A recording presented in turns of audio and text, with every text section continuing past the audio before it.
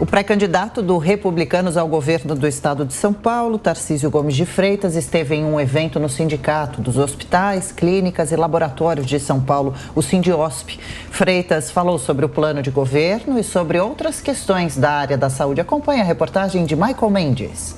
O pré-candidato Tarcísio Gomes de Freitas recebeu em mãos as propostas da área da saúde do Sindicato dos Hospitais, Clínicas e Laboratórios de São Paulo, o Sindiosp. Ele disse que é preciso estudar a prioridade sobre as marcações de consultas, exames e cirurgias eletivas. E hoje o que está pegando muito são as filas, tanto as filas para exames quanto as filas para cirurgias, né? Tem muita gente na fila da cirurgia, esse é um grande desafio, e a melhoria de atendimento de urgência e emergência também é um grande desafio. Só que para você ter o recurso, né, para atuar nessas questões, você vai ter que olhar o sistema como um todo, porque senão não sobra. Então, por exemplo, a melhoria da atenção primária é fundamental para que a gente evite desperdício, para que a gente possa, por exemplo, fazer o esforço de redução de fila, né? A digitalização é importante, né? A saúde digital é importante para que sobre recurso e a gente também consiga melhorar o atendimento de urgência e emergência, e por aí vai. Questionado sobre o novo avanço da pandemia da Covid-19 em São Paulo, Tarcísio Gomes de Freitas argumentou que a vacinação deve ser uma cultura a partir de agora. O fato da gente ter tido aí uma vacinação em massa que proporcionou uma redução de casos não significa agora que a gente possa baixar a guarda. Então, estamos diante de um novo surto. Então, a gente tem que, de novo, olhar a vacinação, que eu entendo, né? Obviamente tem que conversar com o especialista, que vai ser algo recorrente, vai fazer parte da nossa cultura a partir de agora. No entendimento do senhor, uma gripe. No entendimento do senhor, a vacinação para faixas etárias mais baixas seria o necessário nesse momento? Acho que para todo mundo. Sobre as eleições, não descarta o ex-presidente da Federação das Indústrias do Estado de São Paulo, a Fiesp, Paulo Scaff, a ser vice na chapa para a corrida ao Palácio dos Bandeirantes. Sobre as pesquisas de intenções de voto, Tarcísio Gomes de Freitas aparece com empate técnico com Márcio França.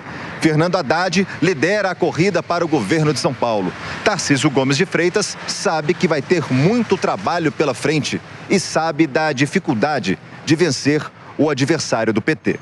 Ao ser questionado sobre os políticos da ala bolsonarista que criticam as pesquisas de intenções de voto quando aparecem em desvantagem, e os mesmos políticos que elogiam as pesquisas e os mesmos institutos quando aparecem em vantagem, Tarcísio Gomes de Freitas respondeu assim: Não sei, é fotografia de momento, depende de como a pesquisa foi feita, como é a metodologia, se a pesquisa foi apurada presencialmente ou por telefone, que perguntas foram feitas antes de lançar uma pergunta com relação à intenção de voto.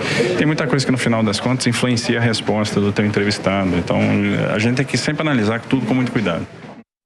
Conosco também nessa manhã, bem-vindo Ricardo Salles. Salles, a briga de Tarcísio em São Paulo é com o Haddad do PT, o apoio do presidente dá peso para ele. E quem é, o que você diria para a gente do Paulo Scaff, possível vice, como Tarcísio mesmo falou? Olha, o apoio do presidente Bolsonaro ao Tarcísio é fundamental, tanto que a pesquisa mostra que os candidatos, o Haddad, quando tem explícito apoio do Lula, tem mais votos, e Tarcísio, por sua vez, quando é colado à imagem do presidente Bolsonaro, também tem mais votos, né? O Bolsonaro tem aproximadamente cerca de 30 e poucos % aqui no estado de São Paulo, então é muito relevante o apoio do presidente Bolsonaro. E, efetivamente, quem é o líder da direita brasileira, que representa politicamente a via alternativa à catástrofe do Lula, é o presidente Bolsonaro.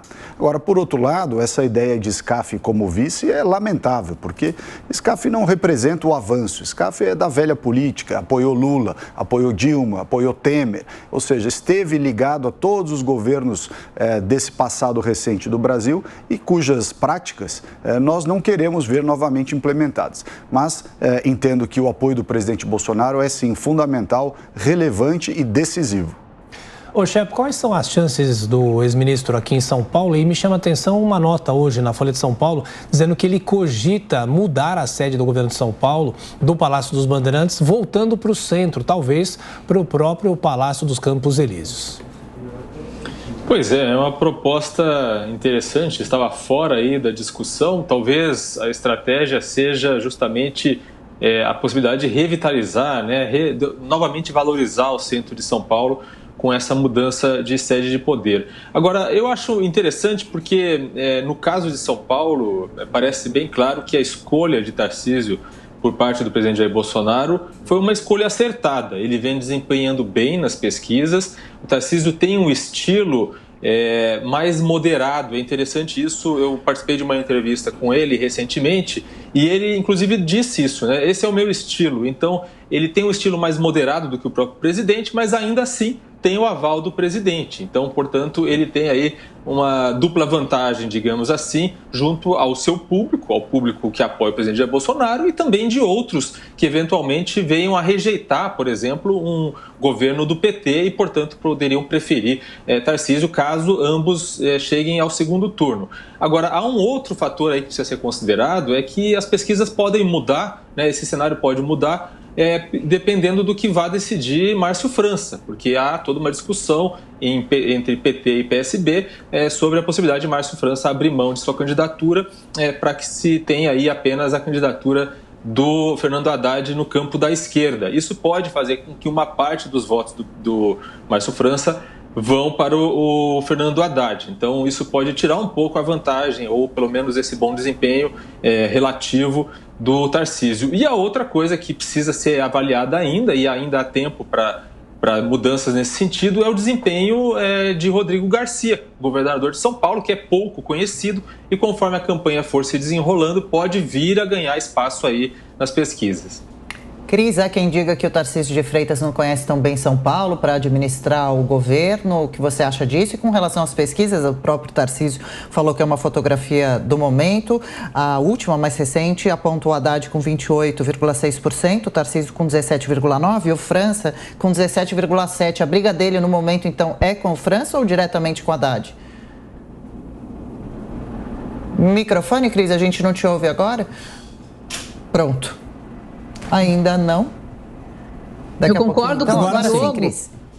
Eu concordo com o Diogo que, nesse momento, em São Paulo, especificamente, ainda tem muito chão, né? Ainda os meses de campanha pela frente vão mostrar para a população quem é o atual governador que pegou o bonde andando quando João Dória saiu para tentar concorrer à presidência da República.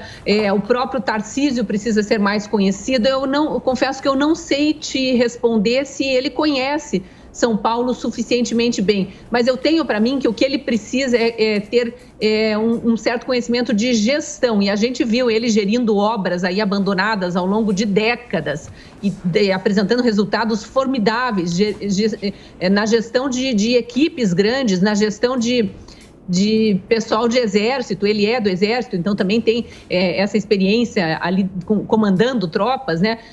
Eu acho que isso pode ser colocado para dentro de um governo estadual, de um governo municipal, enfim, as práticas de gestão, né? Eu queria destacar um trecho da reportagem para mostrar que Tarcísio ainda pode nos surpreender muito. Ele aparentemente foi colocado diante de uma casca de banana ali quando perguntado sobre as perguntas. Uma pergunta feita de uma forma meio capciosa ali pelo nosso repórter, se ele concordava com os bolsonaristas que discordam das pesquisas, como se só os bolsonaristas discordassem das pesquisas e que discordam das pesquisas apenas quando o candidato deles está atrás, como se só os bolsonaristas fizessem isso. Há muito questionamento acerca das pesquisas e é de eleições passadas já, não é de agora. Mas como que ele responde?